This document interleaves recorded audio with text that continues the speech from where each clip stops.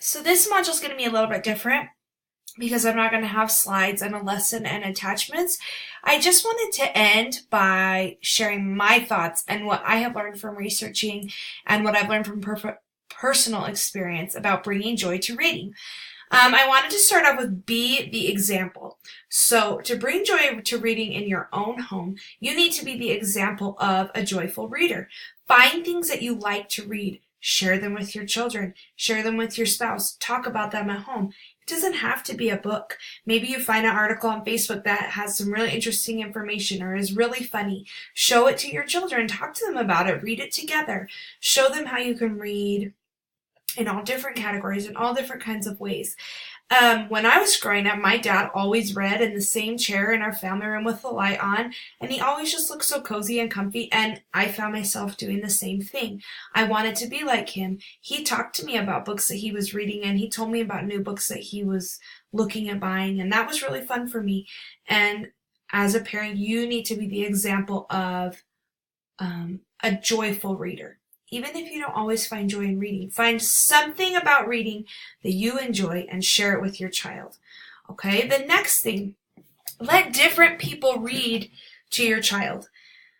Now, I love to read to my boys more than anything. It is one of my favorite things to do. And sometimes I have a hard time giving that up or thinking that anybody else can read as good as me, which I don't really think that because there's so many good readers. But after doing a lot of research, I found it's important to have different people read to your child because they might bring something into reading that your child kind of likes, latches onto, and finds joy in. For example, take them to story time.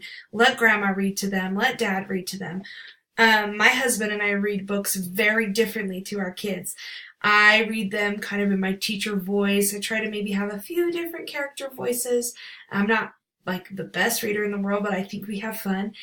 But my husband, when he reads to my boys, it's hilarious. He does he sings it or says it in a silly way, or he does something that makes them laugh so hard, harder than I can ever get them to read, and they find so much joy in reading. So they're getting it from different people. They're getting different perspectives.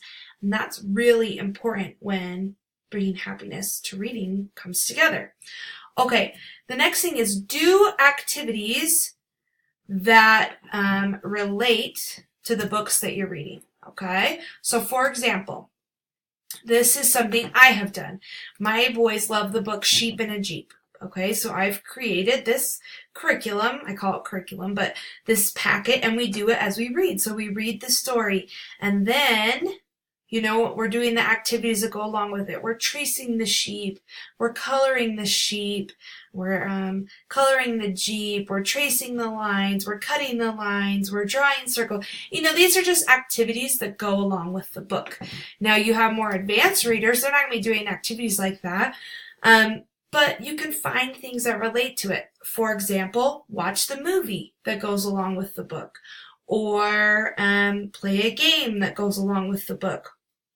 Like right now here in Utah, there's a Harry Potter theme at one of the malls. They've changed the whole mall to be like the Harry Potter Village.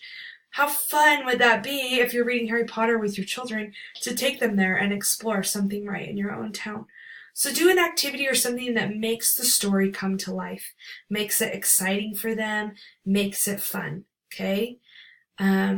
I remember being little and I loved the Little House on the Prairie series. And my mom bought me a Little House on the Prairie cookbook. And I remember we tried a few of the recipes. They were super simple, but it was so fun for me because it brought it all kind of to life. Like, wow, they cooked a lot differently than we do now. They didn't have as many ingredients, and it just got my mind thinking a little bit more. So do something related to the book. Okay, next is a reading journal. Now, I don't expect that you're going to write about a book forever to find joy in it. One thing that I have done with a reading journal is I simply write down the name of the book that I read and the date I completed it. Sometimes I write stars by it, by how much I like it. If I really like it, it gets 5 stars. If I don't really want to read it again, it gets, 2 or 3. I kind of have my own rating scale. That takes me about 1 minute to fill out each time I read a book. And it's really fun for me and exciting for me to go back. I've kept it now since college, and I can go back and I can look at all the books that I have read. So you start that with your child when they're young, and they're just getting into reading. And, by the time they graduate from high school, they're going to have all these books they've read, and they can look back and think on it and find joy in that.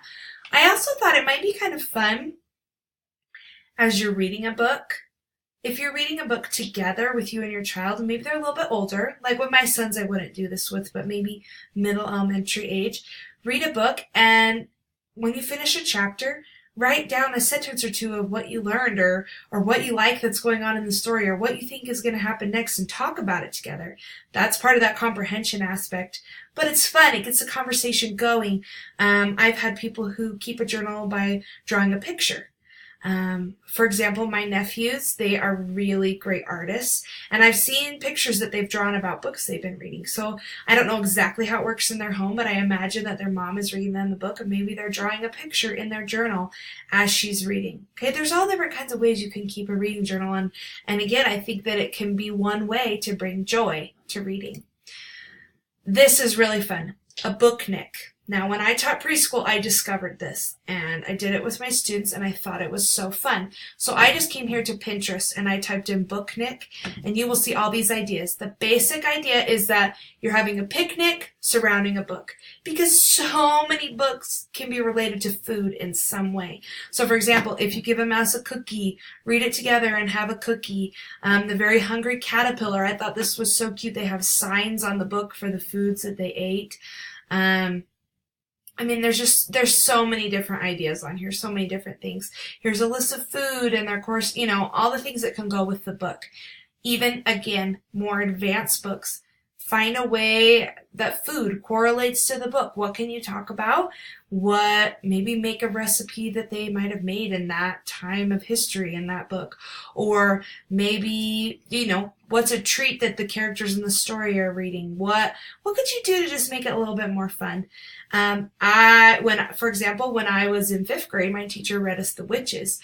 And in The Witches, I can't remember the exact storyline now, but for some reason, the characters' mouths turn blue. And I can't remember if it's the witches that are blue. Now I'm going to have to go back and read the story. But while my teacher read that chapter, she had given us candy that day. And we just ate the candy and we didn't even think anything of it. And then she ended the chapter and we all started talking to each other and our whole mouths had turned blue. And we were just laughing and we thought it was so funny and it correlated to the book. So that's a way to do a booknick. And that, in my mind, I'm 28 and I remember that from 5th grade, brought a lot of joy to reading for me. The last idea that I have is a personal favorite of mine, and we call it book party at my house. We don't do this often. I try to keep it more of a special thing. Maybe once a month or so, or maybe after a big library trip, we have a book party. And what I like to do is I like to get a bunch of blankets and a bunch of pillows in my house. And we lay them all out so it's super comfy and cozy. And I might turn on some nice relaxing music in the background. And, right now it's Christmas. I have my Christmas lights on, or I might turn some lamps on. And we just make it super comfy, cozy. And I just sit and I read to my boys.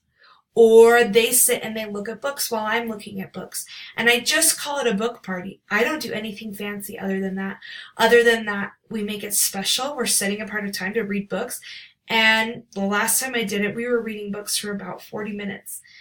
Now, my oldest son is almost 3, so that's a pretty long time for a 3-year-old. And silly me, but I just picture us doing this for a long time. Like, I hope as they even get a little bit older, we can still say, hey, it's Friday night. Let's have a book party tonight. And just kind of relax together, read together, and enjoy that time.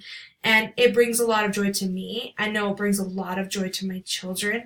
And you can connect in ways through reading that you can't in any other way.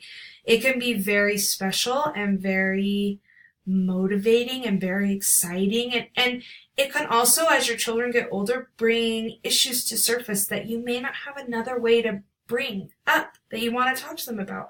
But you can do it through a book. And that's why I think it's so important that we find ways to bring joy to reading. In everything in the world going on right now, there's a lot of negativity and a lot of unhappiness. And if there's something we can do in our child's life to bring joy, why wouldn't we do it? So I hope that as you go forward from this curriculum, that you will find the little ways to teach those phonics rules, teach the sight words, teach fluency and comprehension, teach skills to help your child succeed, and then find ways to incorporate all of those together to bring joy to reading.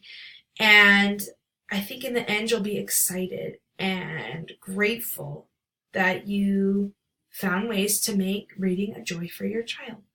I hope you enjoyed this curriculum. I hope you enjoyed learning some new things, and I hope that you'll give an honest feedback in the questionnaire and the survey, because this is for me to know what can I tweak to help other parents help their children find joy in reading. Thank you for participating with me and being fantastic. See you later.